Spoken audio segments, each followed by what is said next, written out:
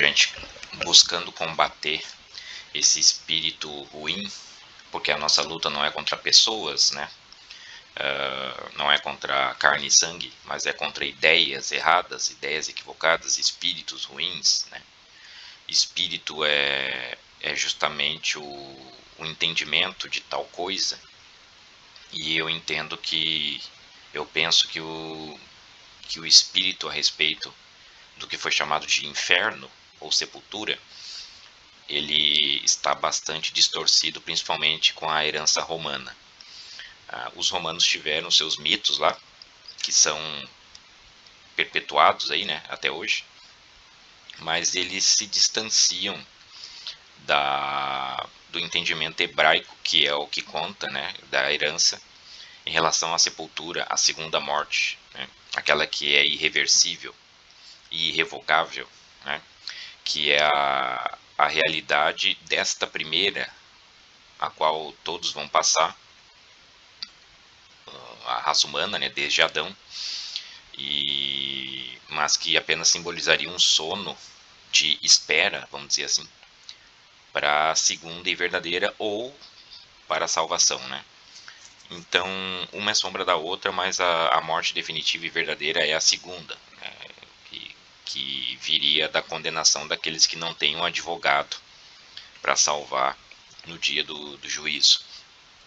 Então, o termo hebraico Sheol, que se refere a essa sepultura, né, a essa morte definitiva, eu entendo ser a desconexão definitiva e irreparável do ser. O ser é a fonte da existência, né, que é o Criador, certo? Então essa desconexão definitiva, que, resgatando o nome do Messias, ela se dá pelo conector central, que é o Espírito, né?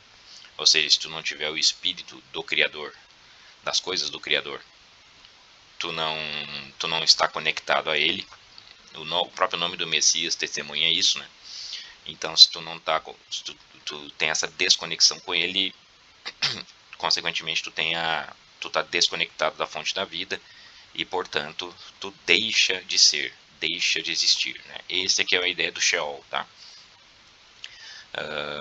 Então, e aí ao longo das escrituras, principalmente as que os gregos e os romanos modificaram, e é justamente as bases do que se encontram hoje aí, e alicerçando as religiões que estão na nossa volta, né? Aí virou uma confusão, né? Virou inferno, virou Gehenna, né? Ou Gehanna, que é a versão já helenizada, a versão grega do termo, tá? Mas o que lá atrás estava se referindo à ideia lá atrás da herança hebraica, principalmente presente em Josué e em Jeremias, é o Vale do Inom, né? O Vale do Inom era um vale que ficava no lado exterior, lado externo da cidade de Jerusalém, né? E ele era usado, né? Ele acabou se tornando um lixão a céu aberto, um lugar para depósito de detritos, como costuma ter geralmente nas grandes cidades, né? Um lugar isolado, vamos dizer assim, separado, que servia para descarte, né? Seria o lado feio aí da cidade, vamos dizer assim, né? Então esse vale ele ficava do lado de fora das portas de Jerusalém, né? Próximo a Jerusalém, junto a Jerusalém, mas do lado de fora das portas da cidade, tá? Então portando no lado externo. E ele era usado como depósito de detritos que vinham justamente da cidade, tá? Então, se a gente tem essa ideia da parte externa dos muros da cidade, né, isso a gente pode chamar de trevas exteriores, até porque se a luz do Altíssimo vai habitar em Jerusalém, e aqui eu estou me referindo na cidade eterna, e não essa que está aí cercada de inimigos por todos os lados, né? Sempre em guerra, essa é apenas um símbolo, e um símbolo já divorciado, né? Lembrem que o Messias mesmo já deu carta de divórcio a Jerusalém, né? Quando ele entrou na cidade e passou pelo sacrifício, né? Sendo traído pelos próprios irmãos, não é mesmo? quem deveria reconhecer ele de primeira como rei não reconheceu. Então ele já deu a carta de divórcio a Jerusalém. Isso há 2000 anos atrás, né? A Jerusalém física. E ela apenas restou como simulacro da verdadeira, da celestial, que descerá dos céus, né? Então, se a luz dele habitará lá, logicamente que o que está fora, na parte externa da cidade onde estará a luz, estará em trevas, estará em escuridão, né? Então a parte externa são as trevas exteriores, tá? A gente pode chamar assim. E a cidade, a Nova Jerusalém, né? Apenas sombra dessa que existe lá. E aí esclarece as ideias de Mateus 8 e 22 também. Ela funcionava como um incinerador de detritos a céu aberto, né? É um lixo, né? É um depósito de lixo, é um lixão, certo? E a gente pode entender que os detritos ou lixos são os rejeitados, aqueles que serão descartados, vamos dizer assim, tá? Como de fato era, porque não só o lixo material, né? Não só o lixo material, como também outras coisas orgânicas eram jogadas lá, né? Como o tópico mais adiante aqui. Por ser se for jogar o lixo ali, né, continuamente e não ter uma maneira de diminuir o volume, ele se acumularia e o lugar se tornaria insustentável, né? Ele cresceria cada vez mais e daqui a pouco tomaria conta da cidade. Então eles incineravam, né? Eles usavam do fogo justamente para consumir também aquela matéria que estava ali e poder reutilizar o lugar, né? Então, na verdade, esse fogo ele era sempre contínuo, ele era um incinerador contínuo a céu aberto. Portanto, o fogo ele nunca se apagava, ele estava sempre queimando, né? Não era intervalado, ele era contínuo, né? Até pela quantidade de matéria combustível jogada no local. O fogo, a gente tem a ideia de Marcos 9 como um instrumento de aniquilação, né? Por uma consumação irreversível. Na nossa criação, a gente aprende isso, né? Que o que é queimado, o que é consumido pelo fogo, quando o fogo completa a queima, a combustão de algo, realmente ela é irreversível, né? Tu não consegue juntar, reverter das cinzas aquilo que foi queimado, né? Então, mas veja, aquilo que o fogo queima, vamos imaginar um móvel, tá? Um móvel de madeira. O fogo queima um móvel de madeira. Então, para esse móvel de madeira, o fogo ele é eterno. Mas ele é eterno na duração? Não. Porque o móvel de madeira, por maior que possa ser, ele tem um limite de dimensões e ele tem um limite de massa que ele vai queimar. A partir do momento que esse combustível, né, que seria aquele volume de madeira que está ali sendo queimado, a partir do momento que o combustível encerra, o fogo também vai encerrar. Vai se extinguir porque ele não tem mais combustível, certo? Então, portanto, o fogo em duração temporal ele não vai ser eterno. Quando acabar o combustível, ele também acaba, certo? Mas olhando sob a perspectiva do móvel de madeira, o fogo para ele foi eterno. Por quê? Porque a consequência foi irreversível. Nunca mais, a partir desse evento, a partir da consumação do fogo, nunca mais vai poder se juntar, vai se reverter esse processo, juntando-se das cinzas e montando o móvel de madeira novamente. Isso jamais vai poder ser feito. Então, portanto, foi um processo irreversível para sempre, por isso eterno. Eterno, o fogo, na consequência, e não na temporalidade. Uma aula simples de uma queima qualquer, um pedaço de papel que seja, né, com fogo, nos ensina isso, certo? O fogo ele não vai queimar o papel para sempre, não. Enquanto existia a matéria orgânica da celulose ali do papel, que servindo como combustível para ele, ele vai durar. Acabou o combustível, ele acaba o fogo, ele extingue o fogo. Mas não há possibilidade dentro da nossa existência de reverter, né, as cinzas daquele papel queimado e transformá-lo em uma folha de papel novamente. Não tem como fazer isso, né? Então ali o papel, nesse exemplo, ele sofreu a pena do fogo eterno. O fogo eterno ele não durou para sempre temporalmente, mas ele durou para sempre o estrago que ele fez, né? Para sempre. Aí vai ser de uma vez para sempre, eterno e irreversível.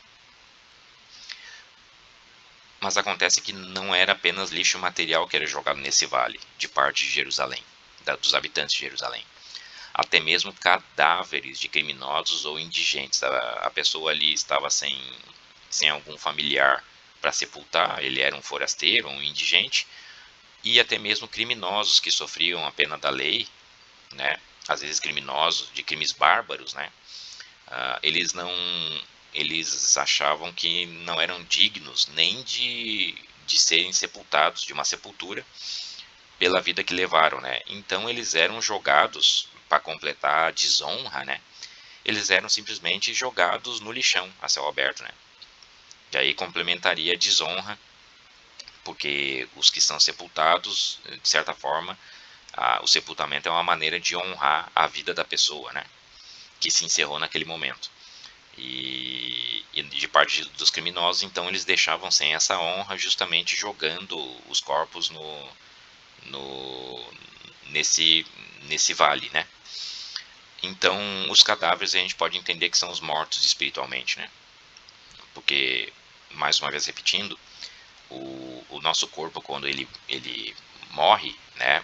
Ele entra num sono de espera, e só que essa morte ela não pode ser definitiva, né?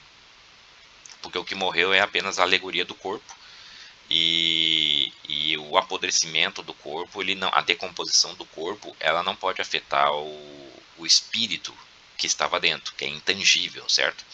O espírito ele é intangível, ele não é material. E como a decomposição só pode acontecer materialmente, né? Só acontecem coisas orgânicas, materiais, isso não pode atingir o espírito. Então, para onde vai o espírito, né? Então, a decomposição de um corpo físico, ela não pode ser a decomposição do espírito. O espírito ainda continua, de certa forma. Então, mas para que existe então essa morte na nossa existência? A morte, a gente passa por ela, né? A morte física. Justamente como isso até Paulo fala isso também, né? Em suas cartas, né? De que a morte é como um sono, né? Mas aí seria um sono do espírito, né? Porque essa primeira morte é apenas uma sombra, uma figura da verdadeira, do mesmo modo que a nossa vida é apenas uma figura da verdadeira. A vida que a gente vive aqui após o erro de Adão, ela, embora tenha gente que defenda isso, né, são cegos, porque acham que a plenitude da nossa vida está aqui, com a gente passando fome, passando sede, frio e calor, tendo decepções, sendo traído por pessoas ou desapontado por pessoas, né, amando e odiando. Então, essa vida que a gente está aqui, de cansaço, né, de labuta, eles pensam que é a plenitude, né, e a gente vai ficar aqui algumas décadas apenas, né? Não pode ser a plenitude isso aqui. Isso aqui é apenas um simulacro.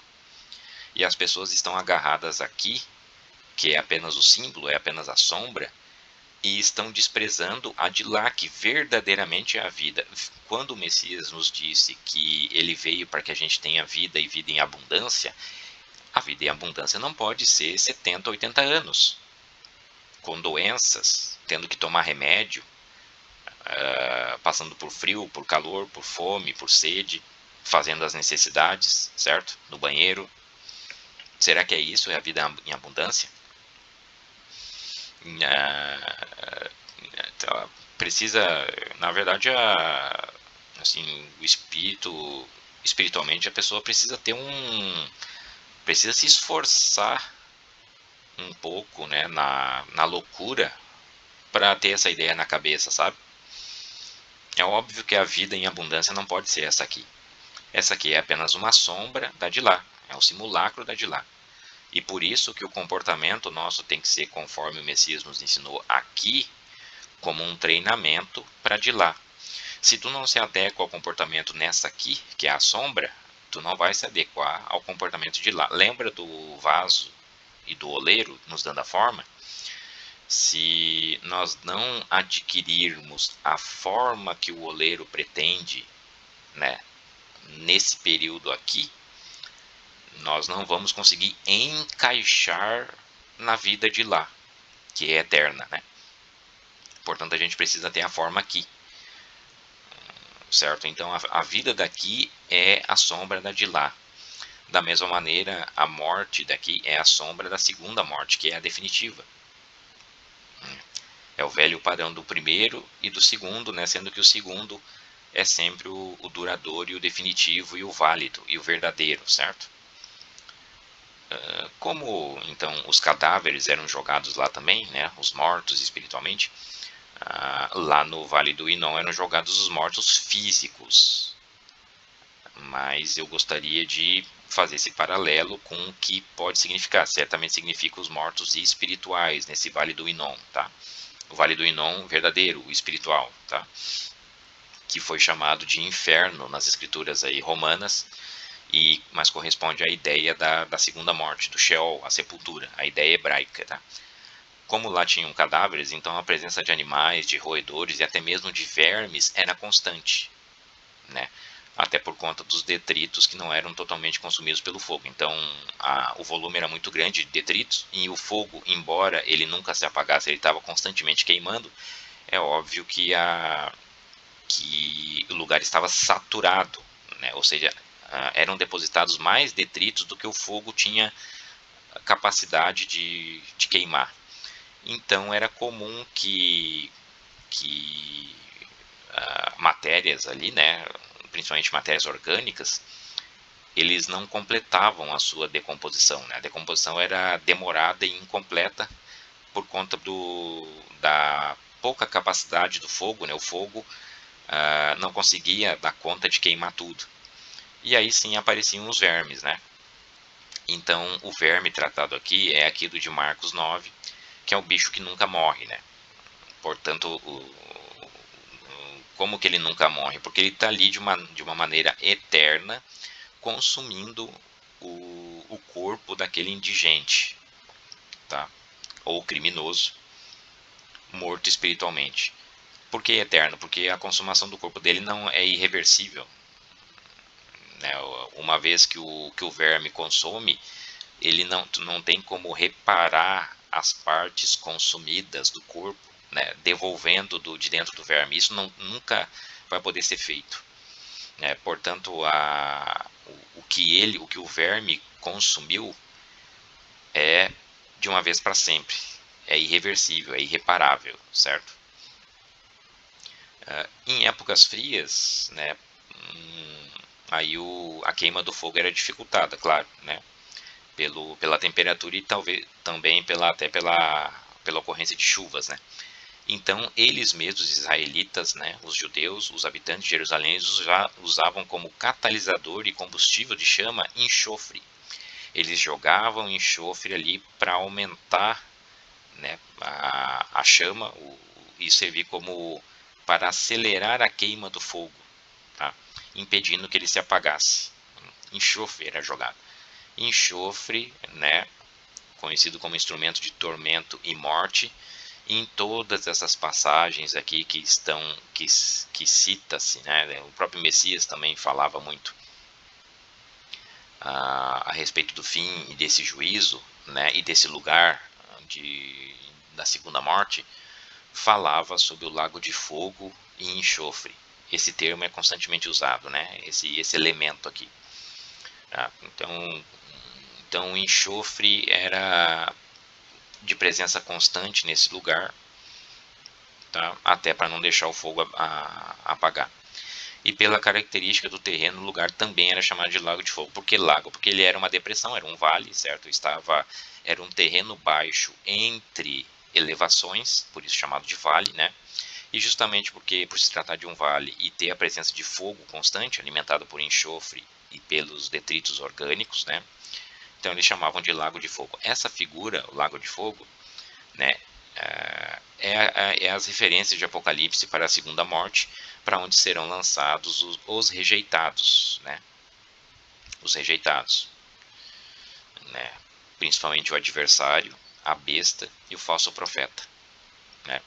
Em etapas diferentes, é claro, mas todos terão o mesmo destino. Então, esse vale, né, que que eles conviviam durante todos esses séculos, porque desde o tempo de Josué e desde o tempo de Jeremias ele já era conhecido, né? Com a habitação de Jerusalém, eles usavam esse vale com essa finalidade, tá? Todos esses elementos, os vermes, o enxofre, o fogo, os cadáveres, né, jogados ali, o lixo, né, eles fazem referência diretamente a isso, ao lago de fogo, cujo verme não dorme, não morre nunca, cujo fogo não apaga e que cheirava a enxofre, o lago de fogo em enxofre. Era essa figura que o Messias usava, era essa figura que os hebreus entendiam como o teu descarte definitivo, né? Um lugar de trevas, porque tu está fora da cidade de luz, Jerusalém, e o teu destino não era nada honroso, né? O teu sepultamento não era nada honroso, pelo contrário, era vergonhoso e era possível ser contemplado pelas próprias pessoas da cidade que passavam, né? Então, essa visão daqueles que seriam condenados, né, não seriam salvos no juízo, é a mesma perspectiva dos cadáveres de criminosos indigentes, né? Sem sepultamento, com um fim vergonhoso e tendo sido depositado no lago de fogo e enxofre, onde o fogo nunca se apaga, onde o verme a presença do verme era constante, né? O bicho que nunca morre, e no lugar das trevas exteriores, afastado da luz. Eu entendo que essa é uma ideia que contrasta com os mitos romanos de que a pessoa seria condenada, iria lá para um lugar onde tem um cidadão com chifre e rabo e tridente te espetando dentro de um caldeirão, né? Veja, o sofrimento, nenhum sofrimento pode durar para sempre, né? Esse é o Criador já deixou para nós, né? Aquele que mais sofreu, somente um homem veio carregar sobre si todas as nossas enfermidades. Então eu penso que esse é o que carregou a maior carga de iniquidade sobre os ombros dele, certo? Isso nós estamos falando do Messias, né? E o Messias passou por todo aquele sofrimento, talvez a pessoa mais torturada e mais humilhada da história da humanidade, certamente, né? Mas não foi eterno o sofrimento dele.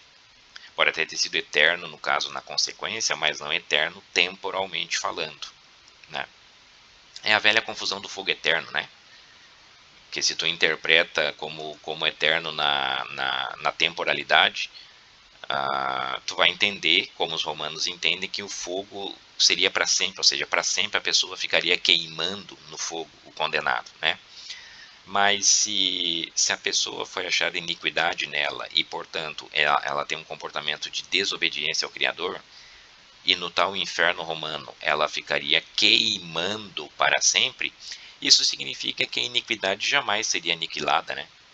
Porque enquanto o fogo fica queimando para sempre, temporalmente falando, né, ainda existiria o iníquo lá queimando, certo?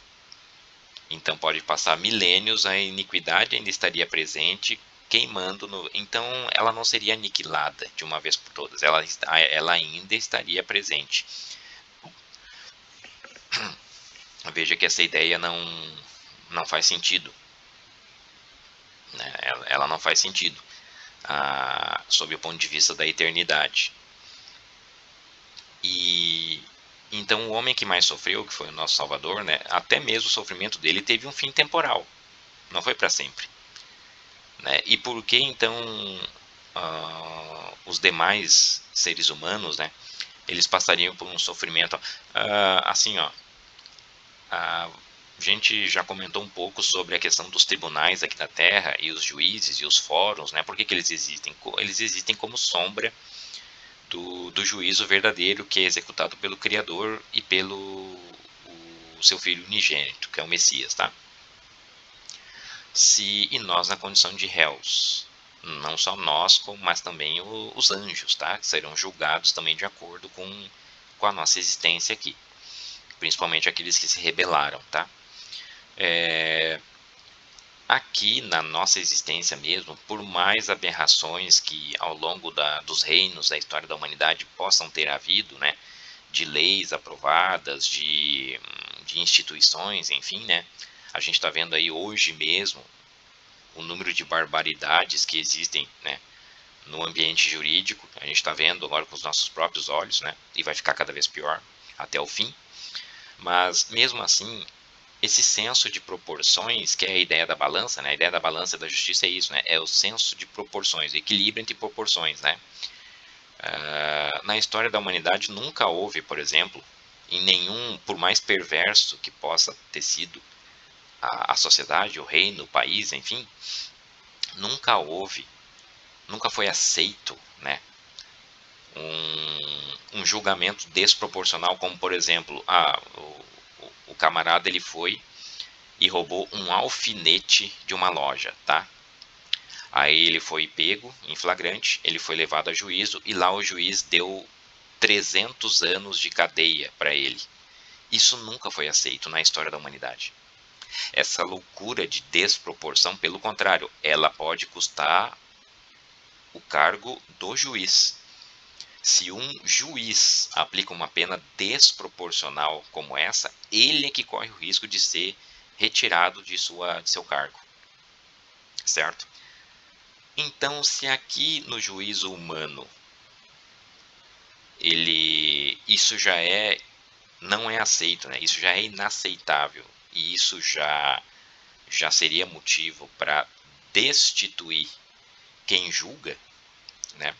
Você pensa no papel então do justo juiz, aquele que é verdadeiro e inquestionável, né? Que é o nosso Criador, né? Uma pessoa que vai passar aqui em cima da Terra, ela vai viver lá os seus 60, 70 anos, que seja, tá? Mesmo que ela tenha sido durante os seus 70 anos inteiros uma pessoa perversa, má, injusta ao extremo, tá? Mas foi durante 60 e 70 anos, né? Onde está a proporção, o senso das proporções e da justiça, né? Para uma pessoa dessa que fez o mal que fez durante 70 anos, mas aí ela seria condenada a ficar queimando para sempre, né?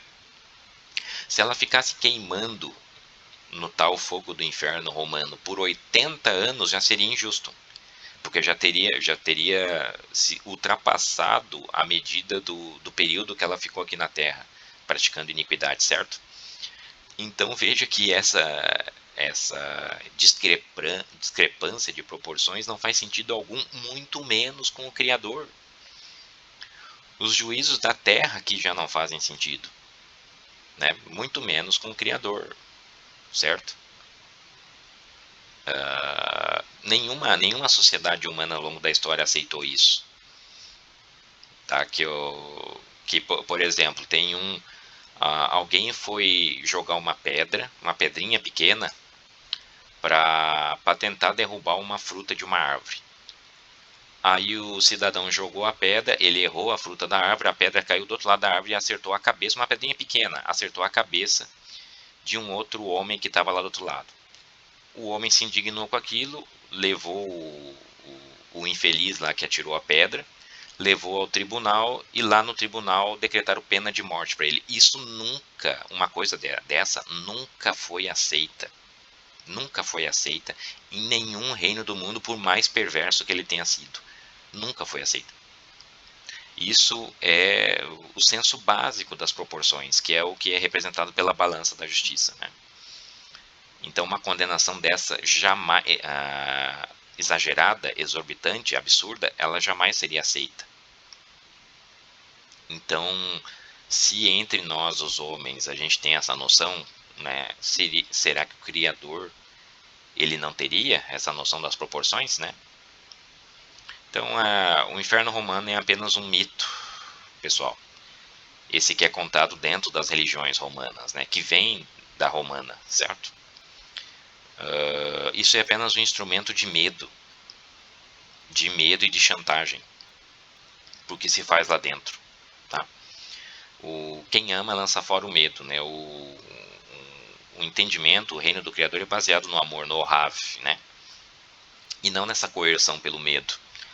A ideia do Vale do Rinom apenas era um vale físico que ficava fora de Jerusalém, que contava com esses elementos, o verme, o fogo, o enxofre, e apenas servia como uma alegoria, como um símbolo da segunda morte, que é a desonra daqueles que